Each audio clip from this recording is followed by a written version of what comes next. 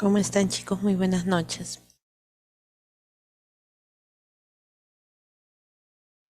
Mis Buenas buenas noches. noches. Mis buenas noches. Profesora, buenas noches. Buenas noches, profesora. ¿Me confirman, por favor, cuando se puede visualizar la pantalla grande? Sí, sí se puede ver. Ya, ok. Admisión del paciente. Muy bien. Entonces, vamos a empezar, ¿ya? Eh, Vamos esta semana a empezar con lo que se refiere a admisión del paciente y dentro de esto también está incluido los signos vitales, ¿ya? Que ya empezamos a, mm, a ver. Listo.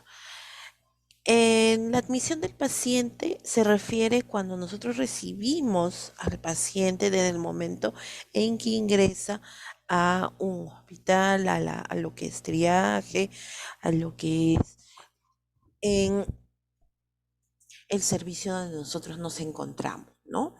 ¿Cómo debemos recibirlo? ¿Qué actividades, qué acciones debemos de realizar, ¿no? Así estoy.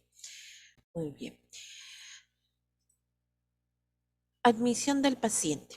Es el conjunto de actividades que se realizan cuando el paciente ingresa a un hospital, ¿no? Normalmente un paciente, un usuario ingresa porque necesita ir a consultorio externo, porque necesita ir a hacerse sus análisis, a tomarse otros exámenes e inclusive cuando va a la parte de hospitalización, ¿no? Entonces aquí, cuando llega a hospitalización, se supone que se va a quedar un determinado tiempo, un tiempo prolongado, ¿no? Que puede consistir en unas horas o en unos días. Por lo tanto, nosotros debemos recibirlo para poder iniciar con la confianza, iniciar con lo que viene a ser el contacto, el primer contacto con el usuario, ¿no? Es importante que la recepción del paciente sea adecuada, porque a menudo la impresión inicial del paciente acerca del hospital se forma en el departamento de admisión, ¿no? ¿Cuántas veces nosotros hemos llegado y lamentablemente el trato no ha sido el más adecuado? Entonces nosotros pues tenemos una mala impresión, ya inclusive empezamos a desconfiar. Por lo tanto, aquí pues nosotros tenemos que ser totalmente diferentes cuando recibimos a nuestro paciente, ¿no?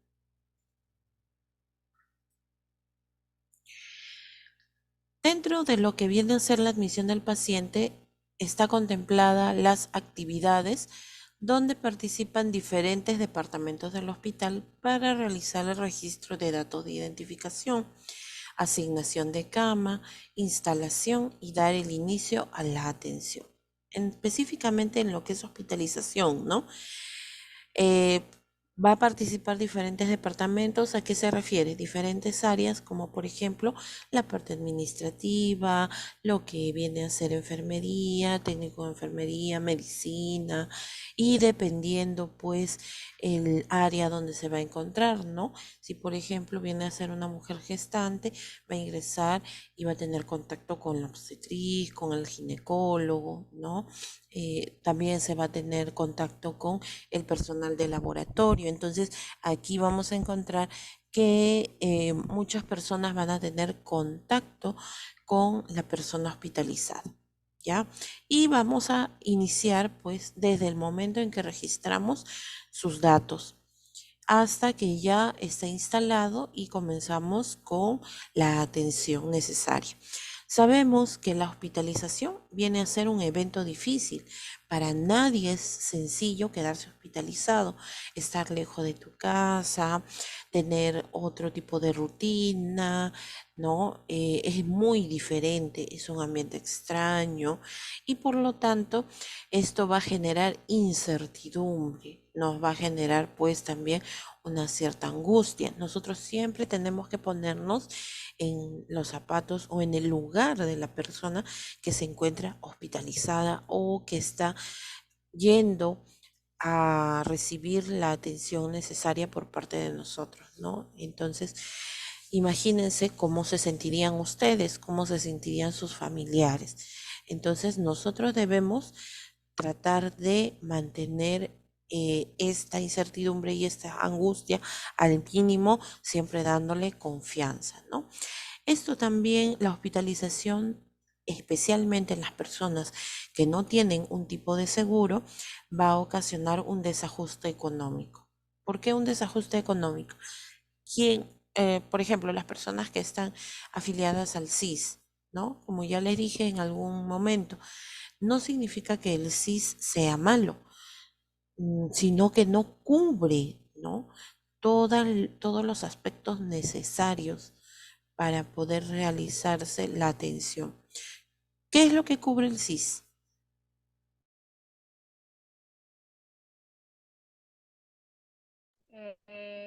La atención gratuita, profesora. Lo que cubre el SIS es la atención, ¿no? La consulta y algunos medicamentos, ¿no? Que son genéricos. Eh, la hospitalización, como usted dice, la cama que no deben cobrar por noche, cirugías, pero otros medicamentos tienen que comprarlo fuera del hospital, ¿no? Claro, exacto. Entonces, no siempre todo se va a encontrar dentro del ámbito hospitalario. Hay que salir fuera a las farmacias, a las boticas, a comprar lo que se requiere, ¿no? Para su atención, lo básico para la atención. A veces no hay medicamentos, a veces no hay materiales. Entonces, el familiar pues tiene que ir a comprar y al final la cuenta de hospitalización sale más grande. Entonces, origina un desajuste económico y sabemos que en este momento ninguna de las familias tiene o no desearía, mejor dicho, que ninguno de sus integrantes caiga enfermo, ¿no? No tanto por la parte económica, sino por todo el problema psicológico, por todo el problema que va a generar, ¿no? Al momento de irse, porque imagínense, supongamos que es una persona adulta mayor o un niño, tiene que ir una persona encargada a ayudar, a cuidar, ya sea durante el día, ya sea durante la noche, tiene que haber una persona perenne constantemente para estar al tanto de lo que necesita. No se le puede dejar, ah, ya está hospitalizado y se va, ¿no?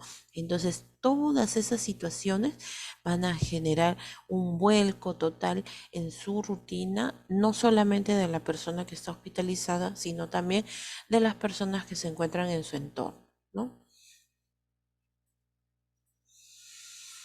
¿Cuáles son los objetivos? También Sí, puede causar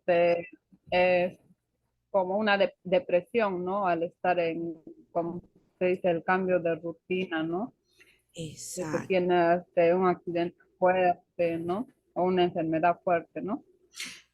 Por supuesto, ¿no? Hay personas que tienen, y eso depende también del carácter de la persona, ¿no? Porque hay personas que cuando reciben una noticia tratan de mantener la calma, tratan de buscar una solución, ¿no? Pero hay otras personas pues que no lo toman tan bien y eso también afecta a las personas que lo rodean, ¿no?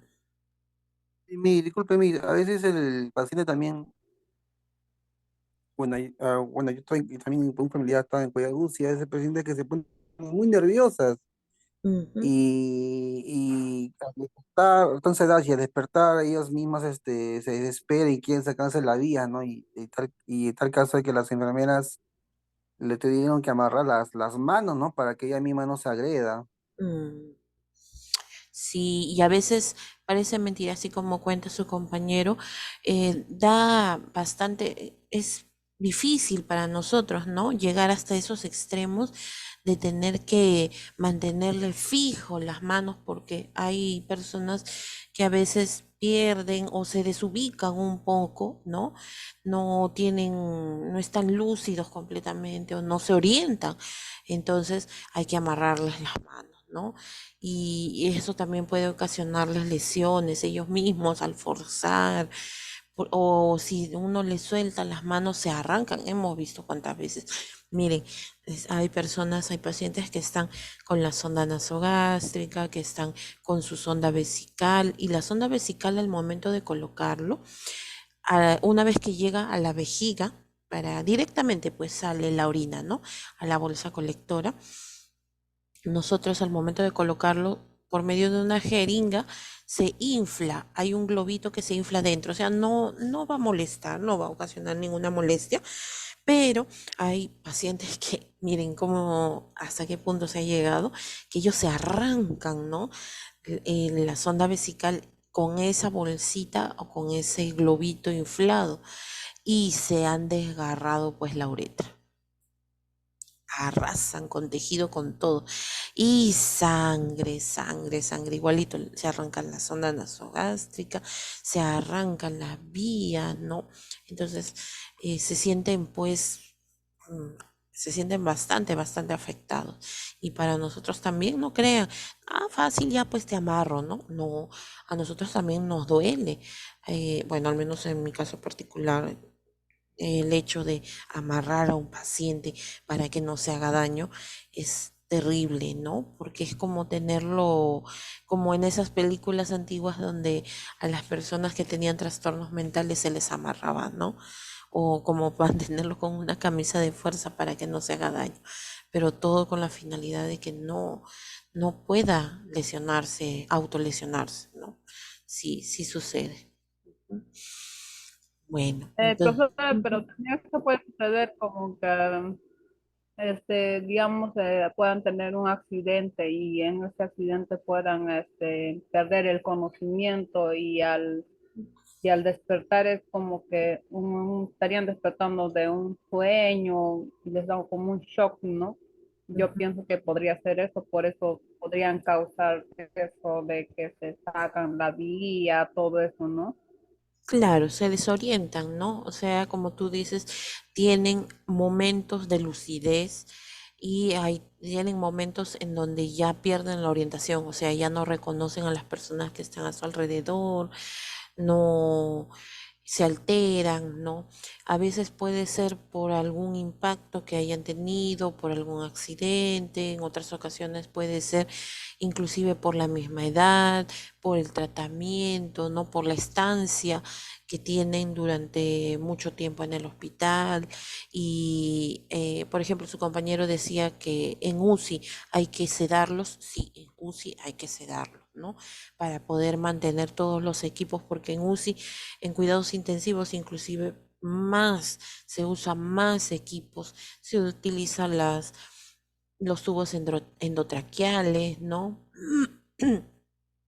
Los famosos TET. Entonces, eso imagínense que la persona trate de sacárselo, ¿no? Entonces, todo eso. Y hay que sedarlos. Y hay personas que están sedadas por mucho tiempo. Y después cuando se despiertan es como que tú, a ver, imagínense, cuando ustedes están durmiendo profundamente, han estado durmiendo y supongamos que alguien ha venido y los ha despertado, en esos pequeños segundos que ustedes se han despertado, a alguno de ustedes le debe haber pasado, se desorientan, ¿no? Que no saben dónde están o qué hora es, ¿no? Imagínense a una persona que está en el hospital, peor es. Entonces, para que tengan una idea, ¿no? O de repente, cuando han estado durmiendo profundamente y han escuchado, por ejemplo, una balacera o ha habido un temblor muy fuerte. Entonces, ese temor, esa brusquedad con la que ustedes se han despertado, así se siente una persona, ¿no? Cuando pierde la orientación. Y eso puede suceder bastante. Profesora, también eso puede ser a causa de la anestesia general. Hay algunas personas que después de ser operadas no tienen la misma forma de recuperación. Sí, también tienes razón, Lucky. No se recuperan igual, no reaccionan igual. Hay personas que cuando despiertan de la anestesia, normal, abren los ojos y están como adormilados, pero están tranquilos, ¿no? Pero hay otras personas que de la anestesia en recuperación despiertan mal, ¿no? Empiezan a arañar, a gritar, a peñiscar, sí, sí, sí, sí. Claro, justamente le pregunto eso, profesora, porque no me pasó eso de arañar las cosas, no, a mí. Yo me operé del seno y me pusieron anestesia general a mí. Ajá. Entonces, eh, siempre decían que al rato de ponerte anestesia general, tú ves a la persona que tú más has querido, pues, ¿no? Ujú. Entonces yo sí vi, pues, ¿no? Pero después, que pasó la anestesia, todo esto, pasaba de visita el médico, yo vi que mi mamá y mi hija, mi bebé se lo llevó, mi mamá ya salió porque lo sacaron porque tenía que pasar visita médica. Ya. Pero yo misma estuve despierta, y vi que mi mamá estaba al costado mío de la cama con mi bebé llorando, pero es que yo hablaba y decía que la bebé está llorando, la bebé está llorando, pero nadie me daba, o sea, no me escuchaba. Y al rato que reaccioné bien, no estaba. Y por eso le pregunto, que si te choca la Mm, anestesia. sí, sí, sí. No todos tienen la misma reacción a la anestesia. Hay algunos que pueden tener como esos pequeños destellos de alucinaciones o piensas que estás hablando con alguien, pero la otra persona no te entiende, ¿no? Sí, sí puede pasar. Y nosotros podemos pensar que hablamos claramente. Ahí, por ejemplo, no, tu caso es grave, Miranda. Como que cuando duermes en la tarde parece que aún amanece y te levantas saludando buenos días, ya no, y eso es raro, ya.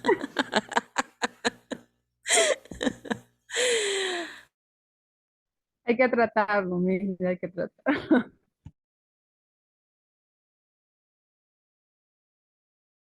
Profesora, también hay personas de gestantes en el momento de parto y visto Ujú. que así se bloquean, ¿no? Y lo amarran. Cuando yo he tenido mi hijita Celeste a los 17 años, Ya.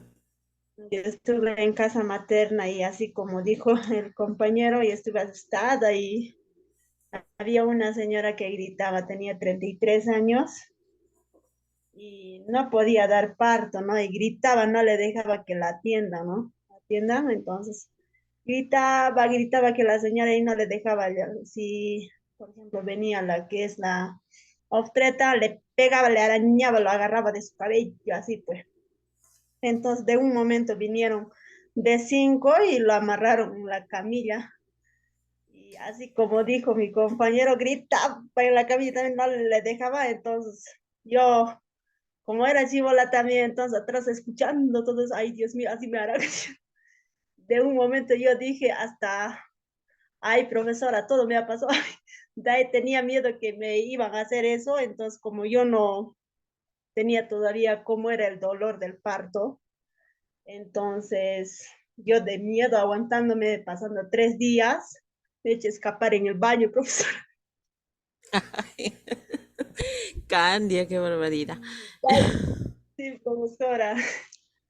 Sí pasan, profesora, en Sí. dolor de parto. También hay señoras que hacen hasta ese extremo, ¿no?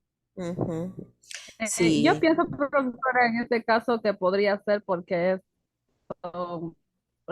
uno podría ser que la persona sea gordita y otro porque el bebé es muy grande, ¿no? Bueno, yo en Mm, mi caso, a mí me pasó, no casi lo mismo, pero casi similar. no aguantaba el dolor, yo me arranqué mis cabellos. Es porque De mi hija todo nació se casi ve. con 4 hijos en parto natural, pues, ¿no? Y el cordón umbilical estaba enredado con su manito y el cuello, por eso es que estaba así, ¿no? No encajaba. Hasta me salió sangre por la nariz, sí, y al día siguiente la doctora me dice, ¿cuántos cabellos te faltan? Y yo, ¿qué cabellos me faltan? Y después me recordé que Pero no sentiste por el mismo dolor del parto, ¿no es cierto? Por las mismas contracciones, no nada. sentí, no No me di sentí. cuenta que me salió sangre por la nariz, nada. Ya ves, no, sí, es que se ve de todo, en realidad Creo sí es que puede así. ser estos dos factores, ¿no? Sí, es que en realidad, ¿cómo es cuando tú estás con personas extrañas? ¿Cómo puedes reaccionar al dolor? Así como ustedes cuentan, ¿no? ¿Cómo pueden Liz, reaccionar a la anestesia? Todo ese tipo Liz, de ¿se puede animar algo? situaciones. Sí, dime, Grimaldo. Le quiero comentar que en una oportunidad yo estuve hospitalizado acá en el Hospital Petita Ramos Ujú. y estuve un tiempo y en una oportunidad se fueron muriendo 5 pacientes cada noche, uno por noche. Ya, Y los mismos pacientes asustados porque el temor en ese momento pues no cundió. Todo el mundo pedía pues de alta, todo el mundo pedía de alta porque decía, ¿no? Según, ¿no? El pensamiento de ese momento que ellos iban a ser el próximo, porque fue seguido. Pero ya después se fue calmando, ya no hubo más muerto, pero en ese momento, pues el susto, el pánico, ¿no? De los pacientes, que todo el mundo, como sea, que ya irse de alta, porque decían pues, que estaba la muerte llevándose uno por uno. Pero eso también ocurre en los hospitales, ¿no? Cuando el ver a alguien fallecer, también para el paciente también es bien, bueno, el que no está acostumbrado, ¿no? Como yo, ¿no? A ujú. ver, gente que muere. No, sí, para los pacientes que están en las habitaciones siguientes, ¿no?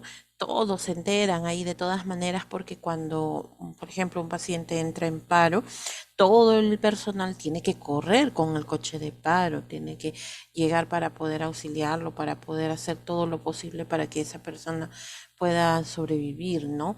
Entonces, todos ya se enteran, familiares, pacientes, ¿no? Y eso también como que afecta la parte psicológica de los pacientes. Y como tú dices, ya todo el mundo estaba esperando a ver quién era el siguiente. Pero lo que todo el mundo, los pacientes querían su alta, como sea, querían todos dar su alta para no estar ahí una noche más. Pero ya después Sí, se fue calmando. Ya no hubo más muertes y ya todo volvió a la normalidad. Pero en ese momento pues, el pánico cundió. que Es sí. lo que me pasó una vez en una oportunidad, ¿no? Que estuve hospitalizado.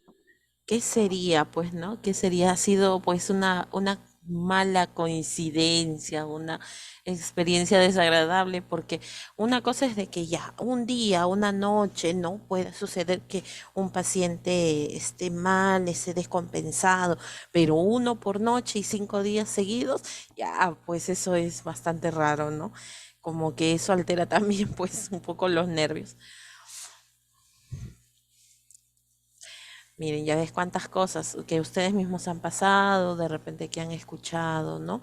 Y ahora inclusive cuando ha habido esta situación, lamentablemente la pandemia, no ha sido igual, no ha sido, ha sido totalmente diferente porque pues lamentablemente los familiares no podían ayudar a sus pacientes, no podían ir a atender a sus familiares, tenían que quedarse fuera nada más, solamente podía ingresar el personal, entonces todo eso también alteró muchísimo la recuperación de los usuarios, ¿no? De los pacientes, porque al ver personas desconocidas, cuántas experiencias han contado los pacientes que sí se han recuperado y que a pesar de ello pues han quedado con secuelas, ¿no? Y bueno, pues lamentablemente también cuántas personas han fallecido, familiares que no se han podido despedir, de y tantas cosas, ¿no? Que uno queda así como se dice en la incertidumbre de saber cómo habrá pasado quizás sus últimos momentos, ¿no?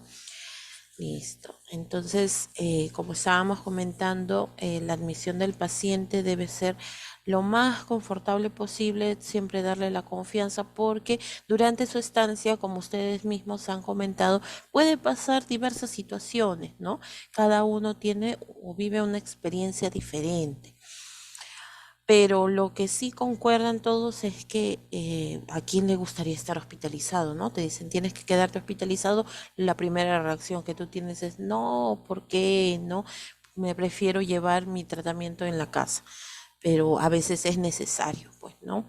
Entonces, uno de los objetivos dentro de lo que es la admisión del paciente es establecer un ambiente de cordialidad, ¿no? Mantener esa confianza con el usuario para que no se sienta tan agobiado, sobre todo.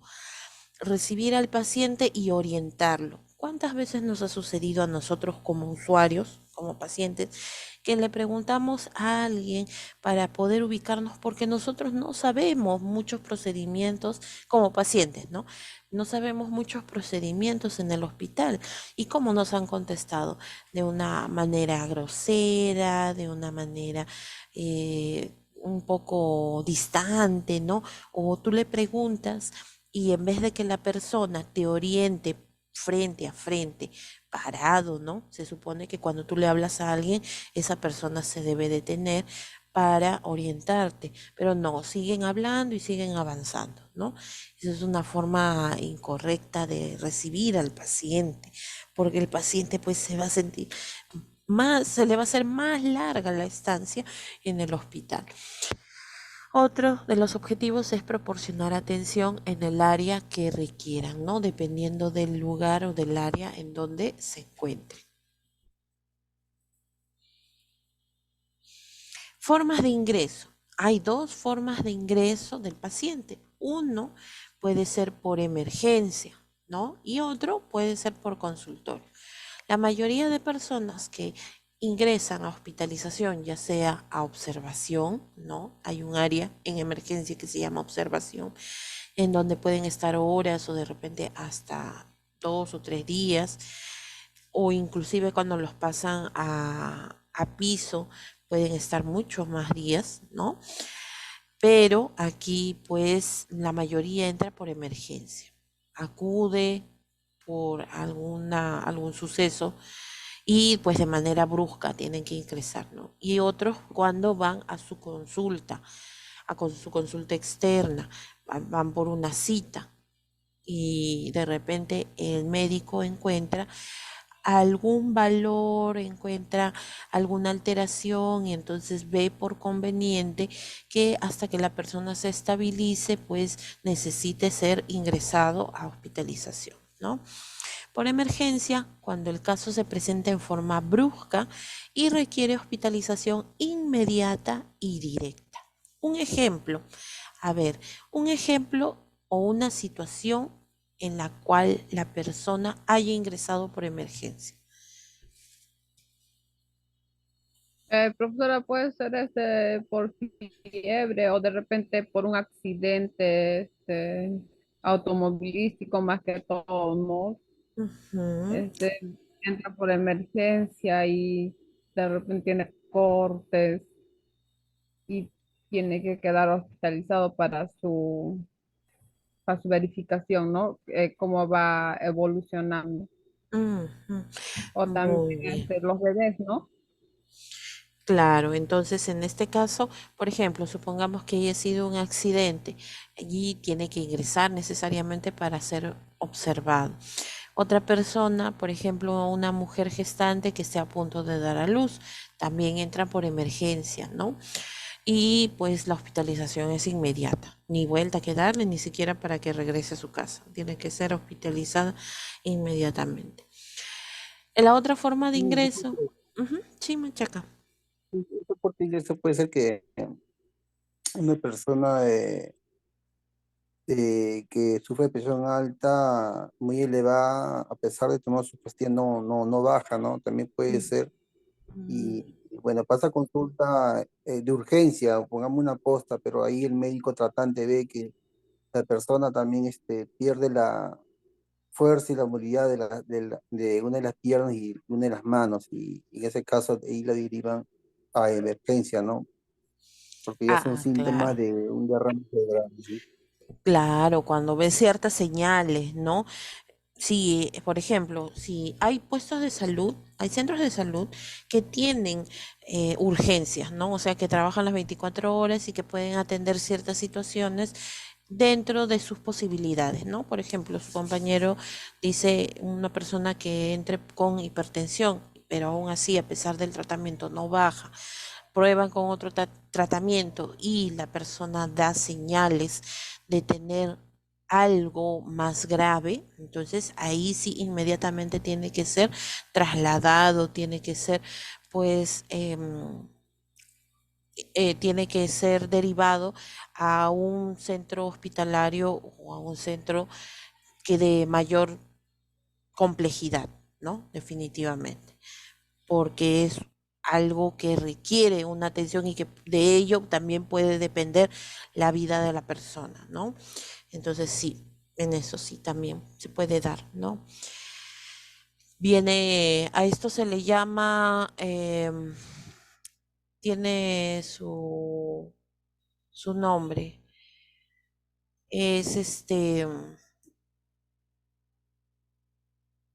mm, cuando es derivado de otro lugar, viene a ser, se le conoce como, ay, se me ha ido la palabra ahorita. Ah, tiene una referencia, ¿no? Es referido, así se le llama, es referido a un centro de mayor complejidad, ¿ya? Cuando ya la persona, y ahí entra inmediatamente, una vez que ya la persona ya haya superado esta situación, es contrarreferido, o sea, vuelve a su lugar de origen, ¿no? Listo, muy bien. Después tenemos por consulta externa, se refiere en caso de que el paciente es evaluado en su consulta y luego del examen el médico determina que el paciente requiere hospitalización.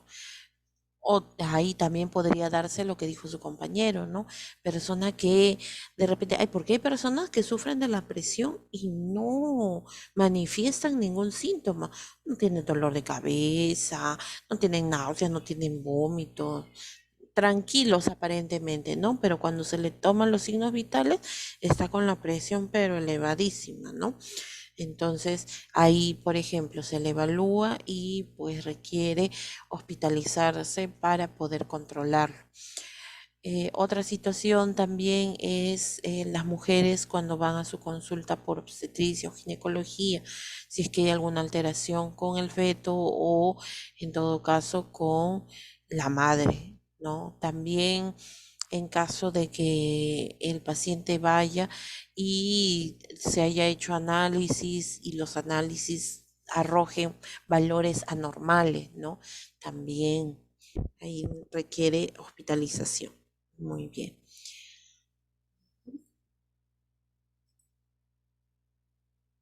¿Cómo es el flujograma? Ya sea el ingreso por emergencia o el ingreso por admisión, ya sea, ya por acá también me habían puesto, Candia me ha dicho, por quemaduras, claro, por quemaduras también, ¿no? Dependiendo de la gravedad, ¿no? Hay personas que han tenido quemaduras en más del 10% de su cuerpo, más del 50%, uy, no, y eso sería muy severo, ¿no? El flujograma, ¿cómo es el proceso cuando se ingresa, ya sea por emergencia o ya sea por admisión? Por ejemplo, cuando es por admisión primero, o sea, supongamos que llega a consultorio, ¿no? Llega a triaje, llega para poder atenderse en un consultorio determinado, tiene que responder las preguntas de filiación. Si no es la misma persona, la persona que lo acompaña, ¿ya? Tiene que dar el nombre, la edad, la dirección exacta, ¿no? Esos datos son necesarios y todos los datos de filiación que se requieren. Va a firmar una hoja de consentimiento al momento de ingresar. ¿Por qué se le hace firmar una hoja de consentimiento? ¿Por qué creen ustedes?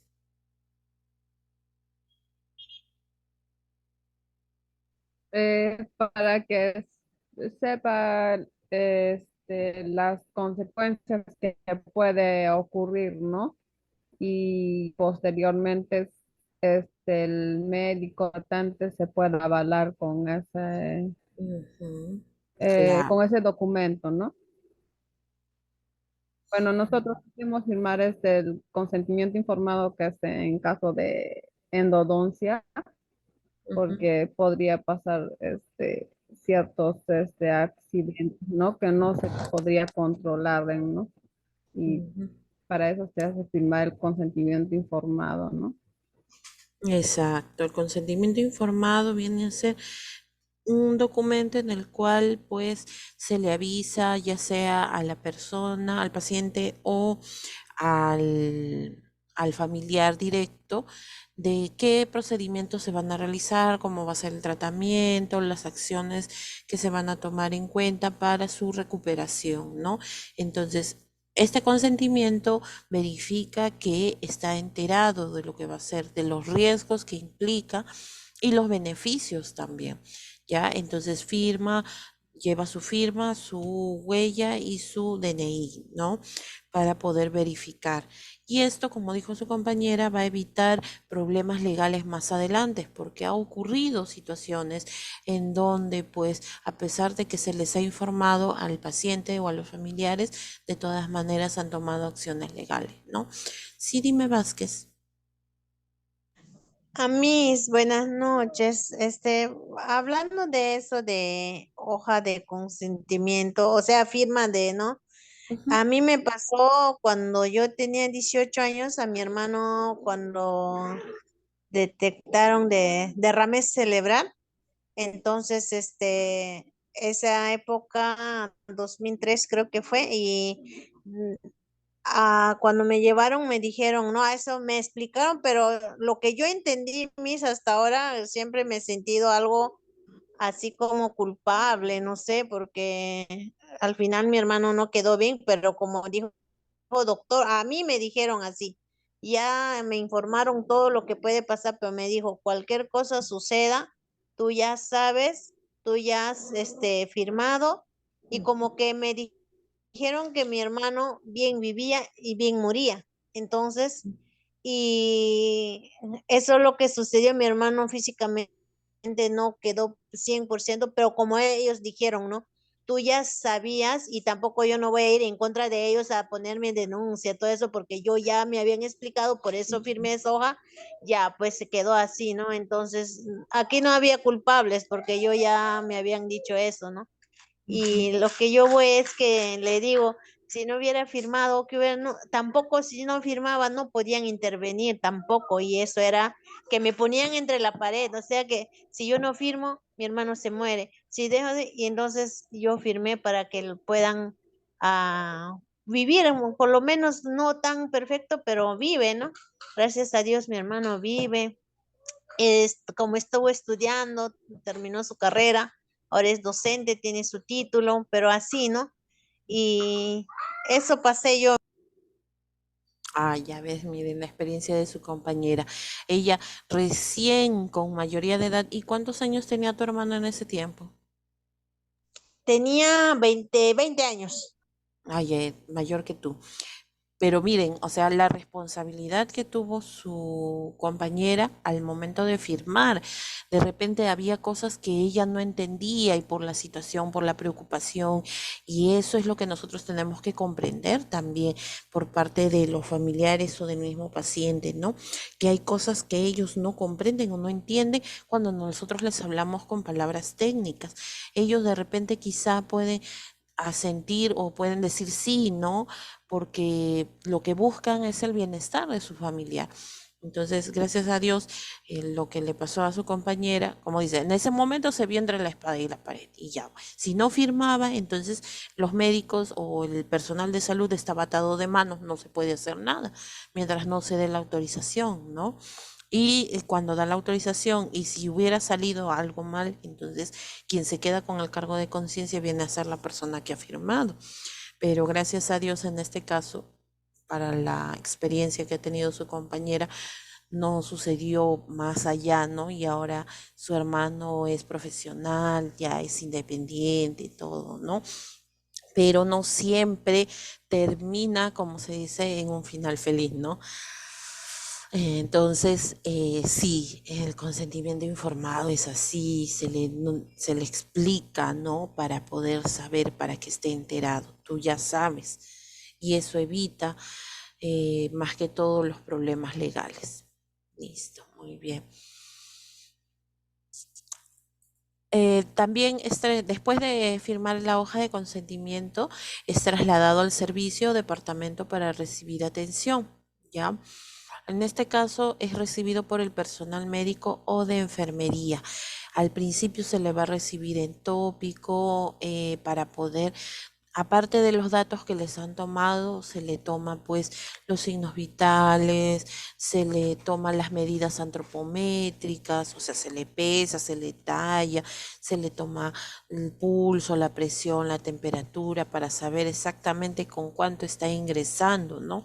Eso es básico. Se tiene que pesar, se tiene que tallar, se tiene que tomar los signos vitales, se le tiene que dar las recomendaciones para que pueda ingresar a su habitación. El cuarto o cama del paciente ya va a estar listo, de modo que se sienta esperado.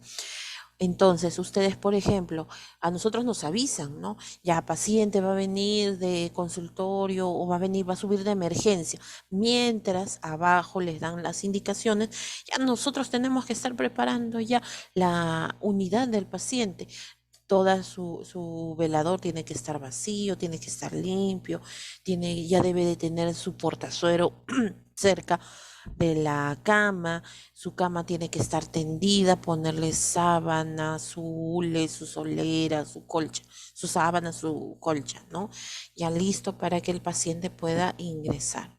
Listo. Entonces ya debe estar lista su unidad para que cuando llegue ya el paciente pueda, ya se le pueda dar la bata, se le pueda dar su ropa de hospital y pueda tener todos sus cosas personales en el velador, ¿no? Listo. Eso es todo el proceso que se hace por admisión, ¿no? Cuando dice admisión es porque ha pasado por consultorio, pero aquí por emergencia de frente ya pasa con sus datos completos, el consentimiento mayormente lo firma un familiar y sigue el mismo proceso, ¿no? Ya sea por emergencia o ya sea por consultorio. Cuando el familiar firma, por ejemplo, cuando el paciente está inconsciente, ¿no? Cuando no está lúcido, cuando es un niño, cuando es un menor de edad, ahí el responsable viene a ser pues el padre o la persona, el apoderado o el encargado del menor de edad, ¿no? Así es, te hacen firmar. En mi caso, mi hija también me hicieron firmar cuando estuve hospitalizada en el hospital de niños. Ya ves. Entonces, porque tú eres la persona responsable, ¿no? Porque si el niño en la vida va a poder entender lo que se le explica, ¿no? No tiene todavía esa capacidad para poder firmar algún documento legal. El equipo para la admisión del paciente. Primero, la unidad del paciente preparada, que ya esté listo, y eso ya ustedes ya lo saben porque ustedes ya conocen o ya han visto la preparación de la cama, ¿no?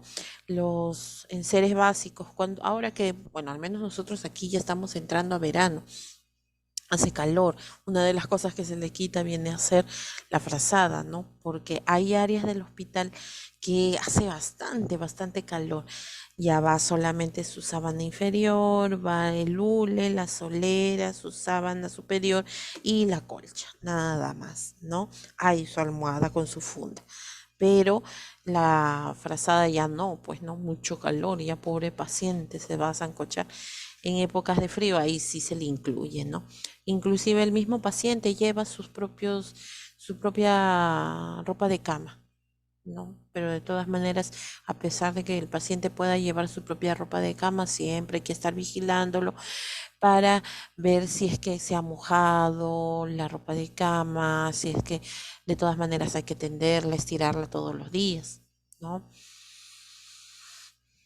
Inclusive hemos tenido pacientes que han llegado con su propio colchón antiescaras. No sé si ustedes habrán visto en algún momento cómo es el colchón antiescaras. No es el colchón así llano, plano, como aquí, como se ve en la imagen, ¿no? Es diferente. Es un colchón especial que evita que se formen las úlceras por decúbito o las famosas escaras, ¿no? Listo, entonces la unidad del paciente ya tiene que estar preparada. Tenemos que darle su bata o su pijama, ¿no? Ya sabemos que la bata se coloca con la abertura hacia atrás.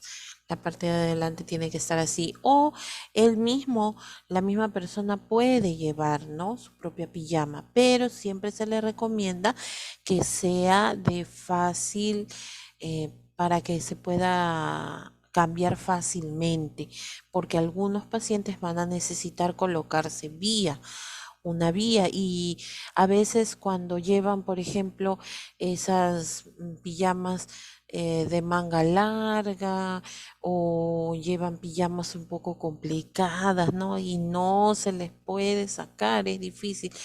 Imagínense una bata de estas que sea entera, o sea que no tenga la abertura en la parte posterior.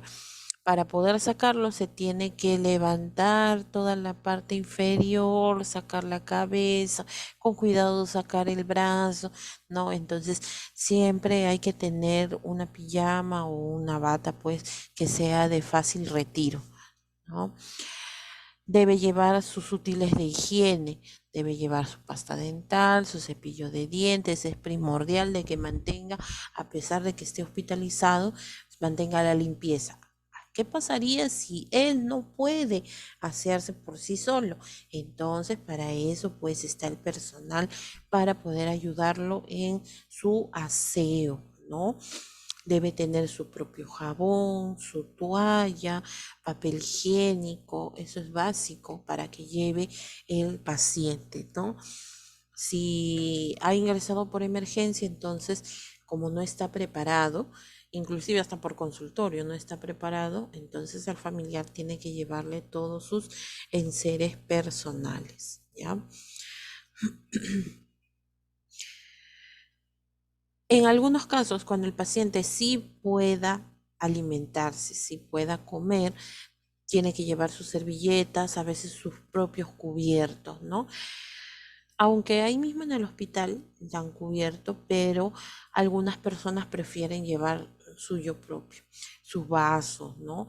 Vasos descartables para poder, o sus tazas, llevan su termo para tener agua caliente, ¿no? Porque también les dan su, todos los días le cambian su agua, de todas maneras, al paciente. Nosotros debemos tener el equipo de controles vitales, el tensiómetro, el estetoscopio, el reloj con segundero, ¿no? El que ya les había mencionado, y también su termómetro. El termómetro que nos enseñó, por ejemplo, su compañero la clase anterior es ideal, está bien, ¿no? Los digitales, que solamente demora 1 minuto para poder, pues, tomar la temperatura, ¿no? Miss, Grimaldo, ¿se puede? Sí, sí, Grimaldo. Le quiero comentar que las veces que he estado hospitalizado, una vez y otra vez en el Augusto Mendoza, a uno le ponen como una pulsera con sus datos. Ah, Le sí, ponen con tus datos, le ponen a los pacientes. A mí me pusieron en ambos hospitales. este de aquí, que Y al está acá en final, la cuando, imagen. claro, y al final cuando le dan de alta, ya se lo recogen, Ujú, ya uno lo entrega. sí, exacto. Miren, ¿por qué? Antes no se hacía esto. Hace mucho tiempo, cuando tú ingresabas normal, solamente rotulaban aquí arriba de la cama, nada más de que a qué paciente pertenecía, ¿no? Pero ahora no, se debe colocar un brazalete de identificación, así como a los bebitos cuando nacen, ¿no? Porque a veces también parece mentira, el paciente se escapa el paciente se escapa, se puede ir. Y esto se ve bastante también en los hospitales del MINSA, ¿no?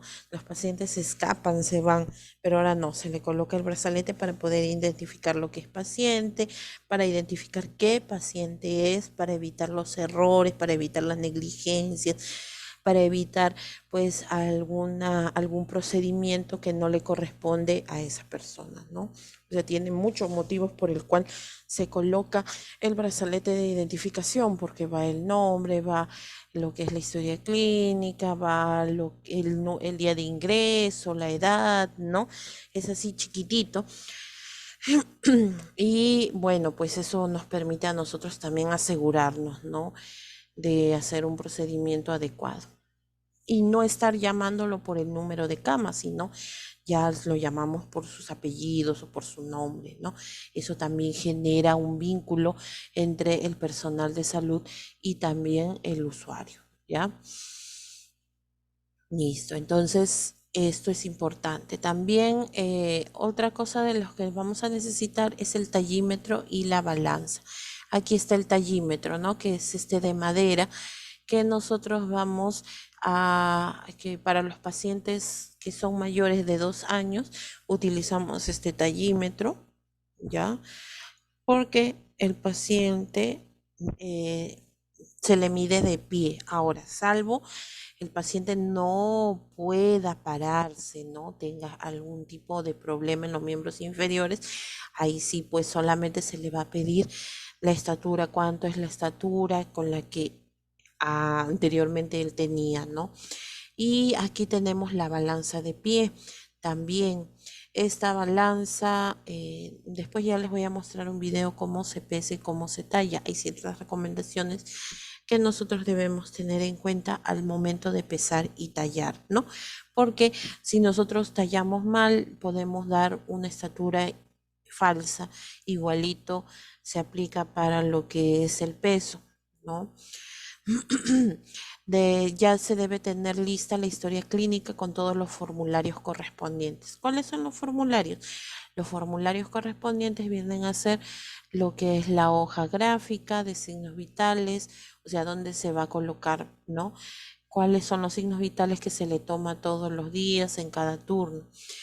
Después también va a tener lo que es la evolución del médico, la hoja de evolución. Después va a tener lo que es la hoja de lo que es la evolución de enfermería, donde se colocan los análisis, la hoja de ingreso del paciente, todos esos formatos lleva la historia clínica.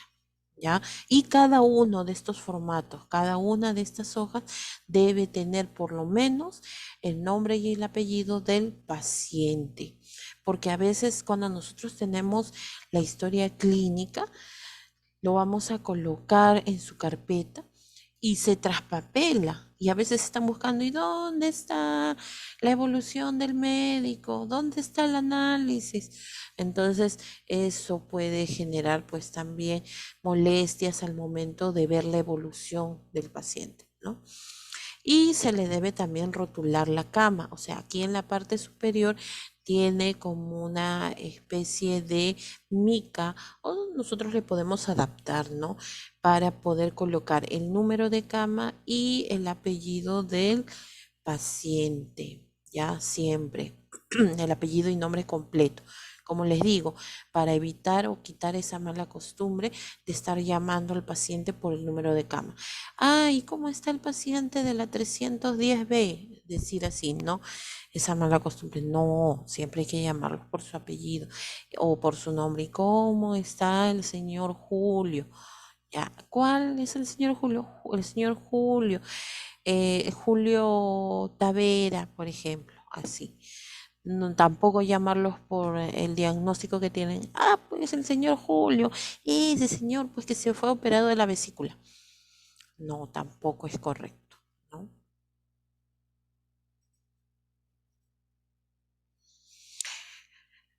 Guía de procedimientos en la admisión del paciente. Preparar la unidad del paciente, que ya nosotros sabemos cómo.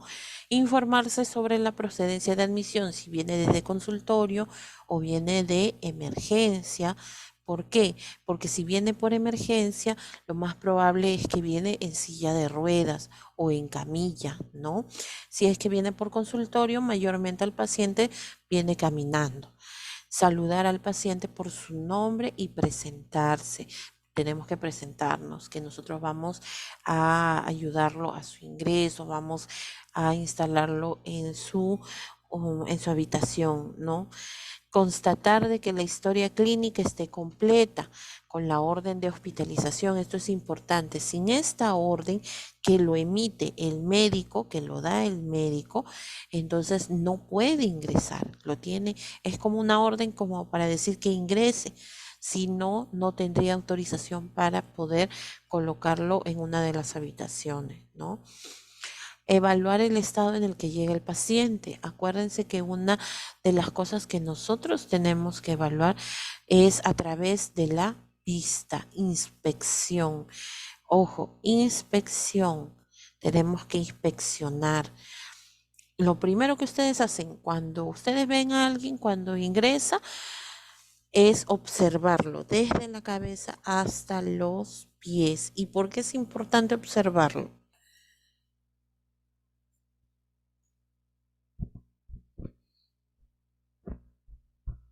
A través de la observación yo puedo obtener mucha información, ¿no? Si, por ejemplo, el paciente ingresa con el ceño fruncido, con los ojos entreabiertos, ¿qué es lo que podemos sospechar que tenga el paciente? Miss, anemia. Si está con el ceño fruncido y con los ojos caídos, qué podemos pensar que tiene el paciente? Aparte de anemia, ¿no? Debilidad, profe. Ya que está debilitado, que probablemente está deshidratado, que tiene dolor, ¿no? Entonces, miren cuánta información nosotros podemos sacar con simplemente observar al paciente, ¿no? ¿Se puede, Grimaldo? Sí, dime, Grimaldo. Por ejemplo, las veces que he estado hospitalizado, yo recuerdo que llegaban las enfermeras constantemente y preguntaban, te tomaban la temperatura, te medían la presión, la presión, ¿no? Arterial, y también preguntaban cuántas veces había ido al baño, cuántas veces, ¿no? Y cómo había sido la consistencia, cómo era la consistencia, y lo apuntaban. Tenían como un registro, ¿no? Constantemente llegaban varias veces al día, y eso es lo que me acuerdo, ¿no? Que lo hacían las enfermeras, para ver cómo está el paciente, pienso yo, ¿no? Sí, claro. Entonces claro, llegan a preguntar, pero no solamente es preguntar, porque eso es, como se dice, una estrategia para poder observar, ¿no? Nosotros vemos y se nota claramente, ustedes dentro de su familia habrán visto cuando alguno de los integrantes de su familia se ha enfermado. Cuando se ha enfermado, ustedes lo observan con una diferente expresión, una postura también, toman una postura diferente, ¿no? Entonces, todo eso, esas pequeñas cositas, nosotros podemos sacar solamente de observar, ¿no? Y aparte, pues preguntarle, decirle, ¿no? Cómo se ha sentido, cómo se siente, y eso se puede notar. Cuando una persona te dice, por ejemplo, con estos ánimos, sí, me siento bien, en realidad no se siente bien, sino que lo está diciendo por salir del paso, ¿no? Pero si te dicen, no, sí, me siento mejor, ya hoy día he amanecido más tranquila, se nota la diferencia hasta en el tono de voz, ¿no? Entonces es importante que nosotros cuando vayamos a atender al paciente no estemos mudos, pues de mudo en mudo no nos vamos a entender nada. ¿Ya? Entonces sí, se tiene que conversar, lo tenemos que observar, ¿no? A menos que haya una contraindicación a que hable, ¿no? Pero mayormente se le pregunta, se le observa, ¿no? Porque esto nos va a dar información no solamente en la parte física, sino también en la parte psicológica, ¿ya? Controlar el peso y la talla si su estado lo permite y si no, se va a hacer un cálculo, ¿no? Del peso y de la talla. Aunque sacar un cálculo es bastante complicado. Acompañarlo hasta su unidad y ayudarle a cambiarse de ropa y a acostarse si fuera necesario. A ver, les voy a mostrar un video acerca de cómo se pesa y cómo se talla, ¿no?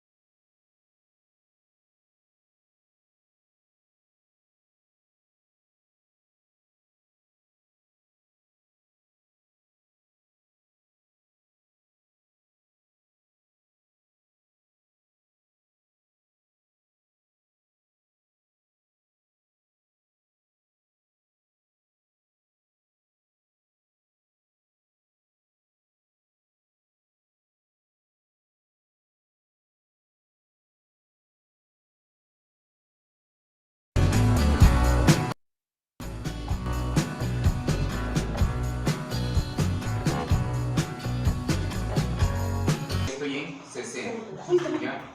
Más o menos la simonia debe estar en unos 60 kilos, a ojo más o menos, ya, 60 kilos. Ya me manejé con el peso grande. Ahora, ¿qué es lo que yo tengo que aprender a manejar? Con el peso chiquito, ¿sí? El peso chiquito yo tengo que mover, hasta. A ver, vamos un poquito explicando, ¿ya? Aquí justo se ve una balanza, ¿no? Estas balanzas son las que mayormente encontramos en los puestos de salud y en los hospitales. Fíjense, miren, aquí lo voy a rodear. Esto justo para que ustedes vean lo importante que es conocer, porque aquí tiene diversas partes esta balanza, ¿no? O sea, no solamente o no simplemente es subir al paciente y saber su peso, no. A veces es necesario saber exactamente cuánto pesa. Tiene diversas partes, vamos a encerrarlas. Tiene esta parte, esta y esta. Miren, ¿ah? ¿Por qué cada una de ellas es importante en el caso de lo que es el peso? Esto viene a ser la pesa o el que ayuda a medir ¿qué cosa? ¿Los kilos o los gramos? ¿Qué creen ustedes? Los kilos. Exacto, ayuda a medir los kilos. Este de aquí, ¿ya? Esto va a ayudarnos a medir los kilos. Este de aquí, por lo tanto, viene a ser la pesa que ayuda a medir esta de aquí Los arriba, gramos. los gramos. Muy bien, los gramos. Ambos.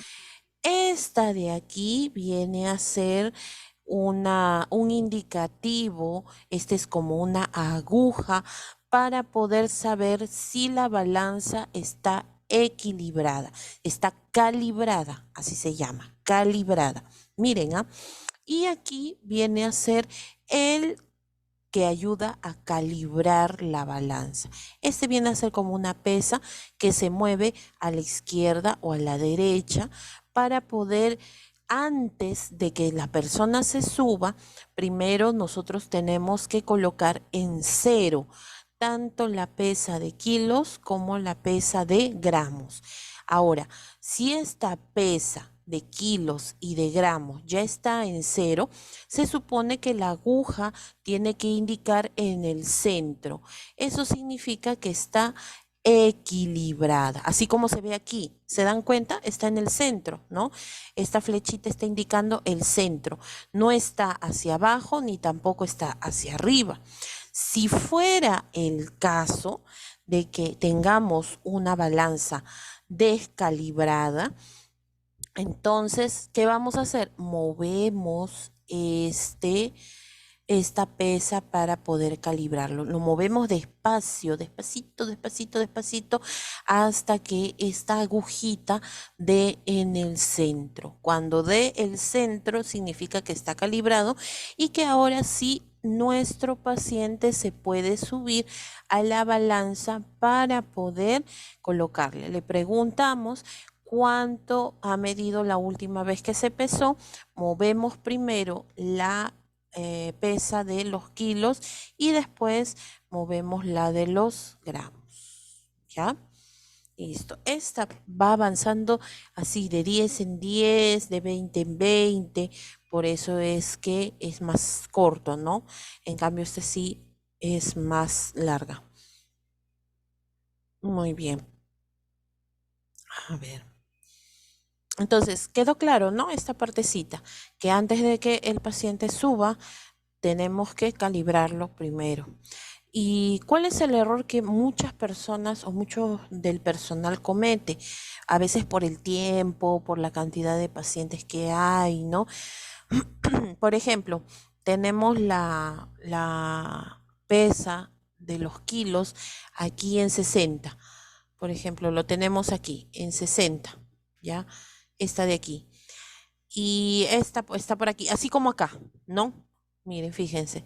Supongamos que está así. Y ya, el paciente se baja, ya lo hemos pesado, y el siguiente paciente, ya que se suba sin haber bajado completamente a cero ambas pesas. Entonces, el paciente no vamos a tener la seguridad si es que esta balanza está calibrada o no.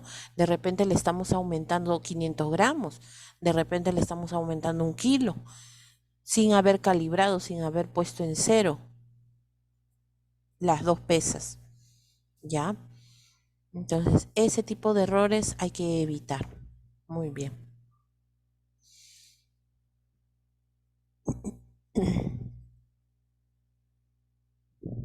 La medición de acá abajo de la superior, que es en kilogramos, pues ¿qué escala voy a tener acá? ¿La superior o inferior? Superior, a ver, acá dije la superior. Superior y allá la superior.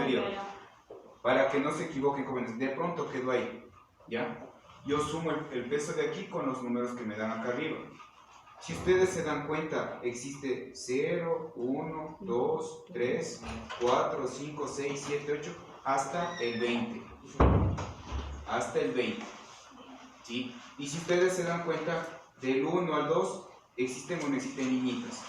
Sí, del 2 al 3 existen niñitas. Y si ustedes cuentan, del 2 al 3 existen 10 líneas, 10 niñitas chiquitas. De aquí del 2 al 3 existen 10 niñitas chiquitas. ¿Sí estamos claros? Es decir, que los números que están más marcados van a ser los números enteros, y los de aquí van a ser el coma 1, coma 2, coma 3, coma 4, coma 5 hasta el coma 9, porque después del coma 9 va el que al siguiente número que le sigue. Si ustedes ven aquí, entre número grande y número grande hay una línea un poquito mediana, se puede decir. Ese es el coma 5. Es como la cinta métrica, coma 5, ¿ya? Como las reglas, coma 5, ¿ya? Entonces, si aquí tengo 40, y aquí que tengo así 40, aquí quedo en el 9. ¿Cuánto va a salir? 40 y 9.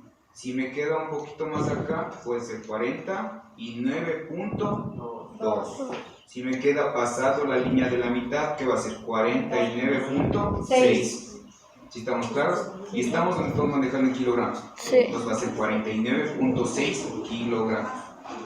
En cero tiene que estar. ¿Ya? En cero tiene que estar. ¿Y cómo le digo yo a la Simone que se suba? Siempre tiene que subirse de espaldas. Antes de eso, jóvenes, ustedes tienen que tener cuidado siempre de, se puede decir, la bioseguridad, no para mí, sino para el paciente. ¿Ya? Si ustedes se dan cuenta aquí, esto va a ser una balanza, ¿no es cierto? Porque se mueve. ¿Ya? Pero ¿qué pasaría si de pronto viene un señor que es de la calle, viene con los pies sucios, tanta cosa? ¿Yo le puedo hacer subir directamente la balanza? No. Por eso siempre, cualquier paciente que venga, siempre tiene que poner, ya sea hay una servilletita o ya sea un papel de comercio o alguna cosa. La cuestión es que después se pueda desechar, porque esto a largo plazo, si no se le cuida, se va a ensuciar. Y es propenso a que a bacterias, que los pies tienen. A ver, aquí hay una cosa bastante importante.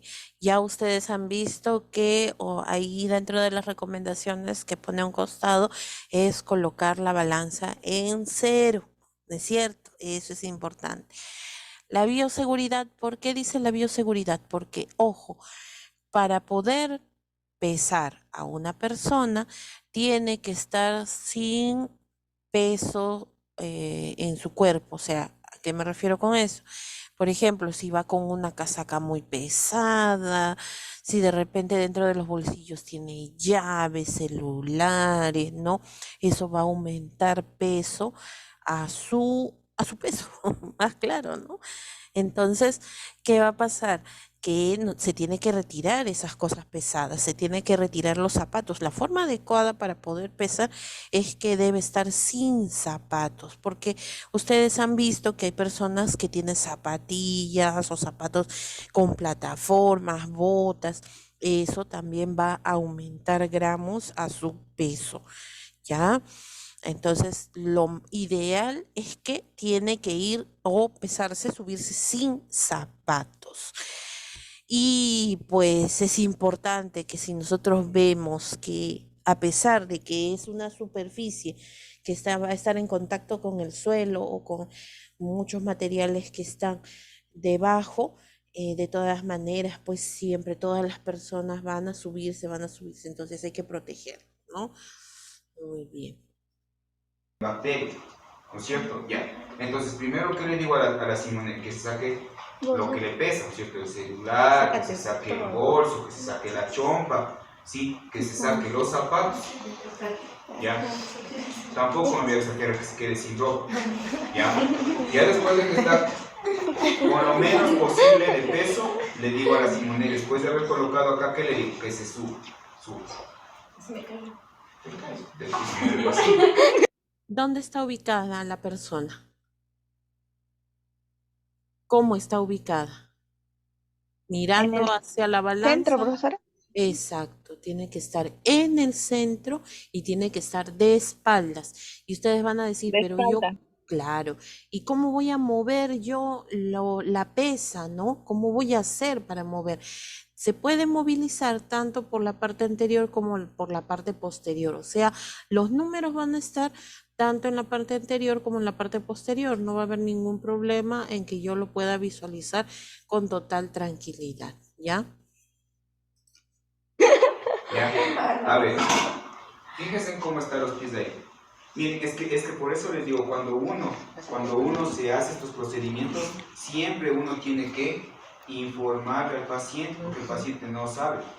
Si por ejemplo, mover un poquito para la izquierda, ya, si la Simone se queda ahí y yo comienzo a pesarle, está mal porque si se dan cuenta, inclusive está ahí, a la vista está un cuadradito negro, ¿no es cierto? Es decir, que yo trato de que la persona, los pies juntos, estén en la mitadcita del cuadrito negro, ni tan adelante ni tan atrás. Entonces, si se dieron cuenta, ya me hizo o no me hizo el contrapeso. Sí, y se tendió a subir. se puso el mismo. ¿Ah? Ahí no estaba en antes, no, estaba abajo. Estaba ahí. Yo lo vi que se hacía así. Ahí está, pero eso te digo, pero ahorita bien. Mira, Oye, sí, está bien, está bien. Está duro, ¿ya? Existe ahorita un contrapeso, que es el peso de la Simone, ¿ya? Entonces yo trato de ahorita de verificar que con estas balanzas, verificar que se quede otra vez en equilibrio, ¿ya? Atrás también. A ver. Atrás de la regla también está en su derecho, ¿verdad? Claro, por eso, pero miren, yo por ejemplo el procedimiento, yo hago de frente, yo muevo de aquí a así, si yo soy izquierdo o si no yo soy derecho.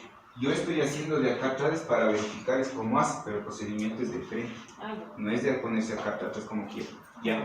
Entonces, ¿qué le digo a la Simone? Que baje las manos y que esté quietita ahí, ¿no es cierto? Porque si se está moviendo, se va a mover toda la balanza, tiene que estar quieta.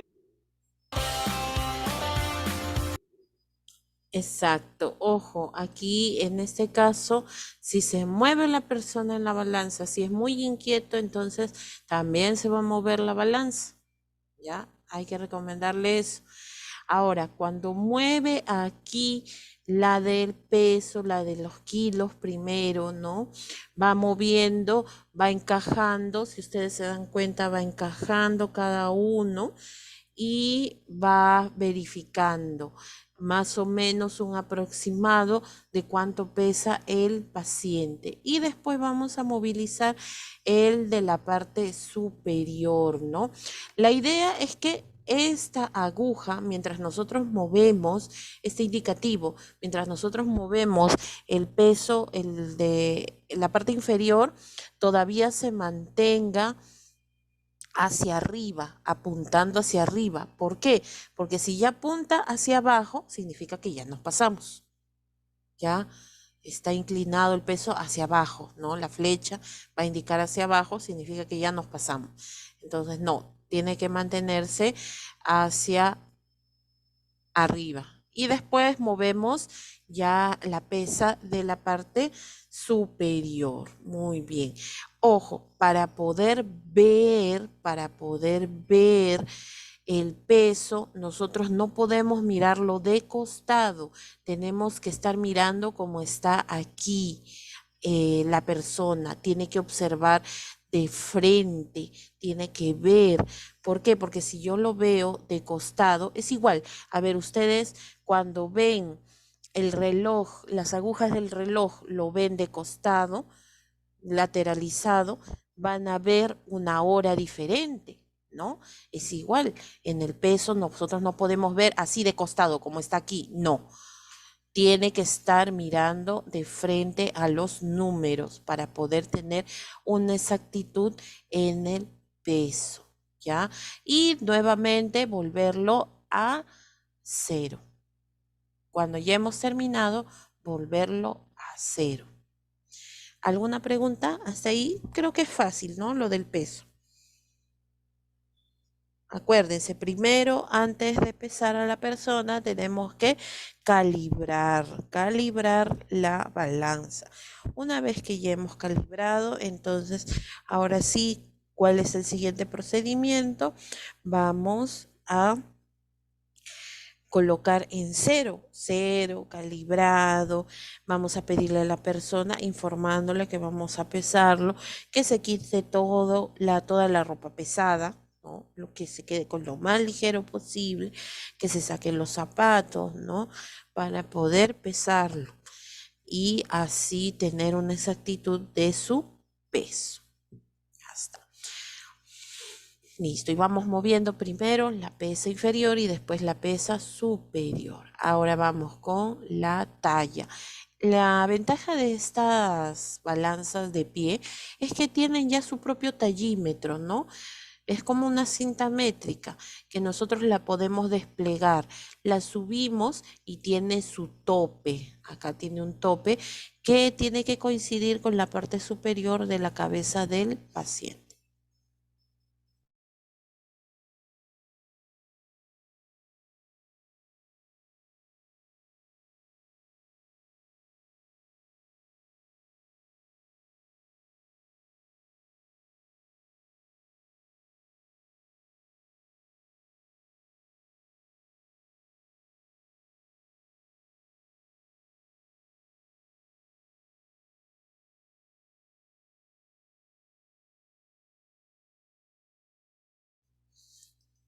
Vamos con la talla.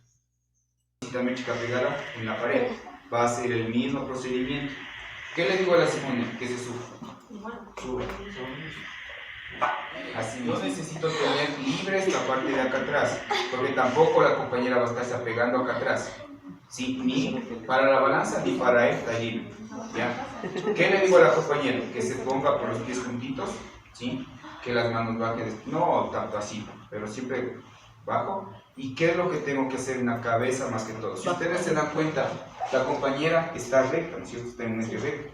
Si la compañera viene y estuviera así, ¿le puedo tomar la talla? No, tampoco, que está muy, perdón, que está muy acá atrás así. No, ¿no es cierto? La compañera está recta tanto de perfil como de frente. ¿Está recta? Sí. Ya. Entonces, ¿qué es lo que procedo a hacer? Yo cojo, miren. A ver, jóvenes, este es el problema que saben tener, porque no es como una cita métrica que ahí está ya los números y cogen y ponen y ya. Aquí, jóvenes, se dan cuenta que existe dos. Entonces, ¿qué es lo primero que yo hago? Levanto la 1, la más delgadita, levanto y luego sigo levantando la de acá abajo. ¿Sí estamos claros? No es que yo cojo y levanto todo esto. Primero tengo que levantar esta y luego sí sigo sacando la talla con esta de acá, pero esta siempre para arriba. Con eso que acá le va a dar el peso, la talla, perdón. Si estamos claros, no se confundirán. Ya, a ver, subas. Ya, entonces, ¿qué es lo que le digo a la Simone? Que mire al frente. Ya, miren, ella no puede estar así. Si de pronto viene aquí con una colita, ¿sabes la colita?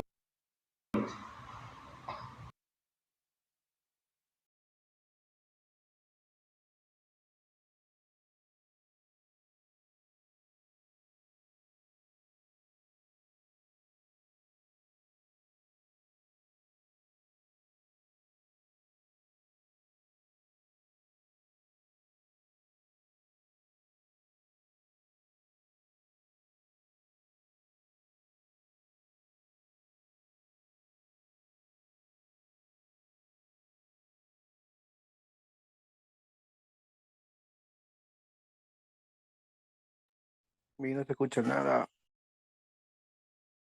Ah, perdón, disculpen. Estaba explicando y estaba con el audio apagado. A ver, lo que les decía era, así no se logra ver por lo que está tapado, ¿no? El rostro del estudiante. Pero para explicarles, siempre lo que se mueve aquí en el tallímetro es la parte móvil y tiene su tope, ¿no? Ahora, características, ahí lo voy a detener un ratito el video para que puedan visualizar. Características que debemos tener en cuenta, más que todo en las mujeres, las niñas o las damas, cuando tienen colas prominentes se tiene que retirar. ¿Por qué? Porque eso le va a aumentar centímetros a la talla, ¿no? Tiene que estar sin zapatos, así como se puede ver aquí, con los pies bien juntos, con las manos hacia los lados y con la mirada hacia el frente. No puede estar mirando hacia arriba ni mirando hacia abajo, mirando de frente. Nosotros tenemos que ponerle lo más recto posible la barbilla. Nosotros nos lo vamos a guiar por la barbilla, ¿no? Para sacar una estatura exacta. Si la persona ya es mayor de 18 años, pues es más fácil, porque esa estatura va a quedar registrada, ya no va a aumentar su talla. Tiene 21, 25, no va a seguir creciendo, ¿no? Ya la persona tiene el registro de su talla. Pero cuando es por primera vez, sí, hay que tener en cuenta esto, por favor, ¿ya? Sin zapatos, los pies juntos, tienen que estar bien rectos los pies y después cuando ya ven, se ha sacado lo que es la cola, la coleta, ¿no? Y después cuando ya sale, queda ahí la talla. La talla no se lee aquí arriba, ojo, en el tope, en la parte superior, no. Se lee aquí, hay tallímetros que se leen aquí, queda en un recuadro rojo y ahí nos indica la talla, ¿no? O aquí en la parte inferior. 1,50 m, 1,40 m, 1,90 m, qué sé yo, ¿no? Eso es lo que hay que ver, por favor.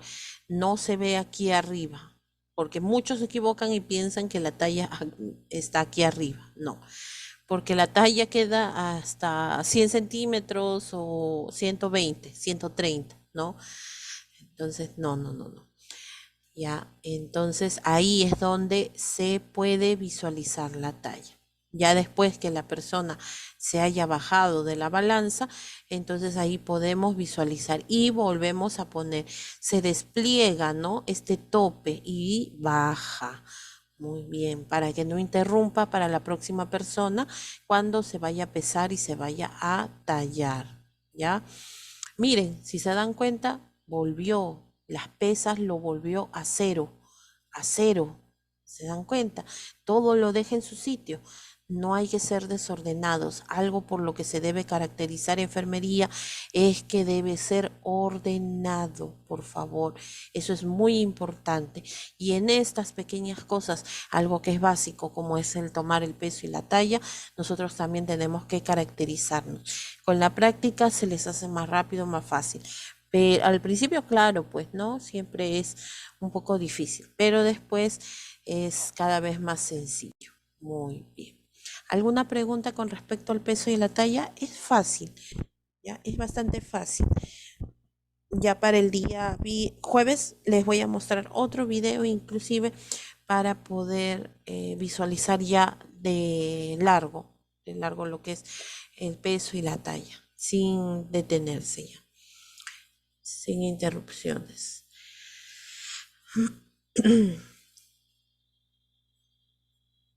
Muy bien. Listo, chicos. Entonces, con esto finalizamos el día de hoy. Ya voy a tomar asistencia. A ver.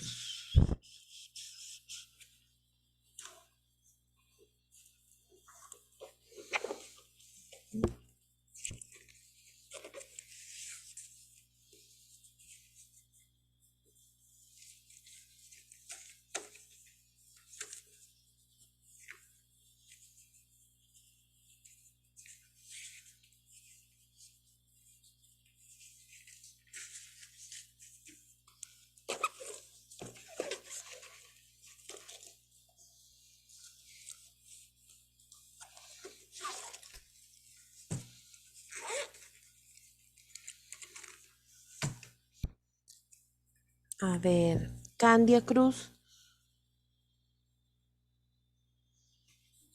Candia. Presente, profesora. Muy bien. Serna. Presente, profesora, ¿me escuchó? Sí, sí, hija. Serna. Cruz. Presente, profesora, buenas noches. Listo, Cruz. Fuentes. Grimaldo. Presente, muy buenas noches. Listo, muy bien, Grimaldo. Guamán Aguirre. Presente, profesora, buenas noches. ¿Cómo estás? Muy bien. Lucky. Buenas noches, profesora. Presente.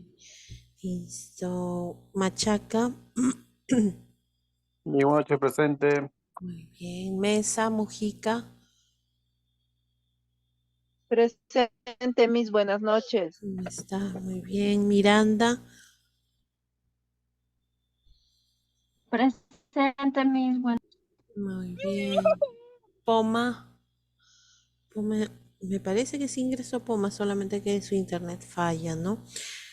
Villegas.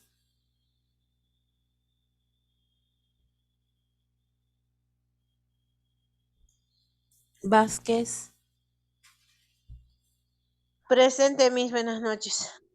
¿Cómo está? Muy bien. Ahora sí, listo, chicos. Entonces, ya con esto terminamos el día de hoy. Ya continuamos el día jueves, ¿ya?